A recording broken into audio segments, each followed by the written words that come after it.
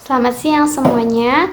Perkenalkan, nama saya Divana Bung Abstari dengan NIM 235314225. Di sini kelompok kami akan menjelaskan mengenai utility based agent.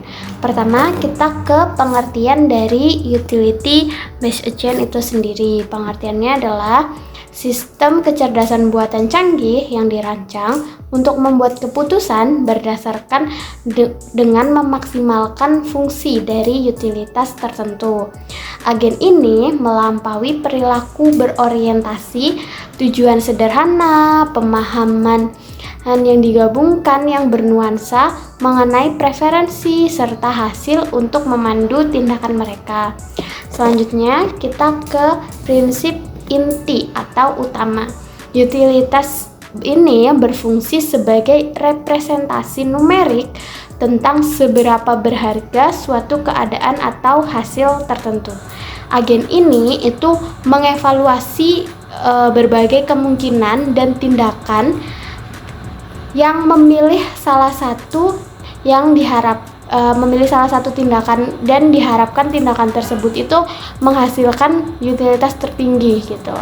Langkah atau proses dari pengambilan keputusan dari utility based agent sendiri, yang pertama itu adalah mengidentifikasi kemungkinan tindakan, yang kedua itu memprediksi hasil dari tindakan tersebut, yang ketiga utility based agent itu akan mengevaluasi kegunaan dari hasil dari tindakannya, dan yang terakhir itu memilih tindakan dengan utilitas yang paling tinggi.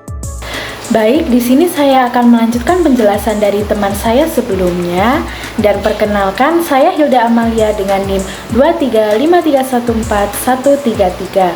Nah, di sini saya akan menjelaskan tentang struktur dasar utility based agent dengan 6 struktur, diantaranya yaitu yang pertama adalah sensor atau perception, di mana sensor ini bertugas untuk mendeteksi dan mengumpulkan informasi dari lingkungan sekitar. Agent menggunakan sensor untuk mengamati kondisi lingkungan saat ini yang bisa berupa data mentah seperti suhu, jarak, kecepatan, atau informasi lebih kompleks seperti posisi objek, status sistem, dan lain-lain.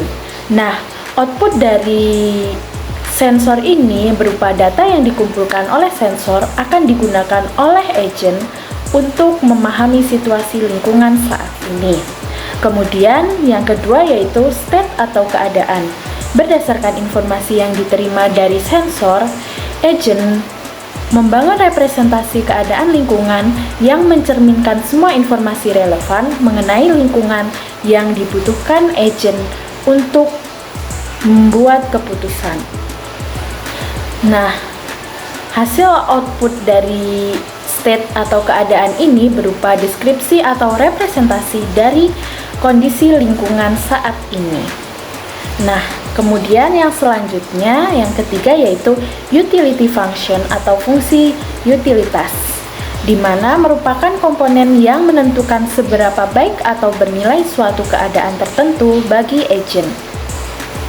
Nah, fungsi ini memberikan nilai numerik pada setiap keadaan yang menggambarkan preferensi agent terhadap berbagai hasil yang mungkin terjadi. Nah, nilai ini memungkinkan agent untuk membandingkan berbagai keadaan dan memilih tindakan yang menghasilkan keadaan dengan nilai tertinggi. Nah, output dari utility function ini berupa nilai utilitas dari berbagai kemungkinan keadaan. Kemudian yang keempat yaitu decision making atau pengambilan keputusan, di mana agent menggunakan informasi dari keadaan dan utility function untuk membuat keputusan mengenai tindakan apa yang harus diambil. Nah, proses ini melibatkan evaluasi beberapa opsi tindakan dan memilih yang menghasilkan nilai utilitas tertinggi. Nah, output dari decision making ini berupa keputusan mengenai tindakan yang akan diambil yang bertujuan untuk memaksimalkan nilai utilitas. Selanjutnya yang kelima yaitu aktuator atau action. Nah, setelah keputusan dibuat, aktuator digunakan untuk mengeksekusi tindakan yang dipilih oleh agent. Nah, di mana tindakan ini akan mempengaruhi lingkungan dan mengubah keadaan lingkungan.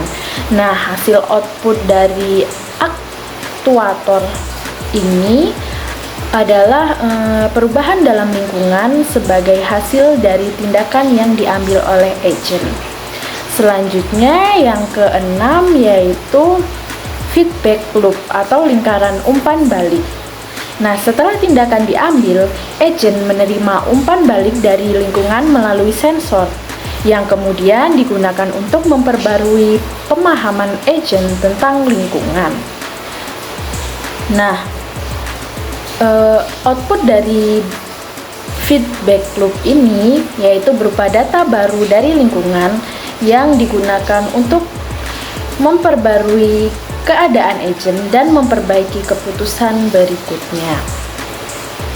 Nah, dari struktur dasar utility based agent ini, maka dapat disimpulkan diagram struktur utility based agent yaitu berupa environment, sensor, state, utility function, decision making, aktuator, environment atau feedback.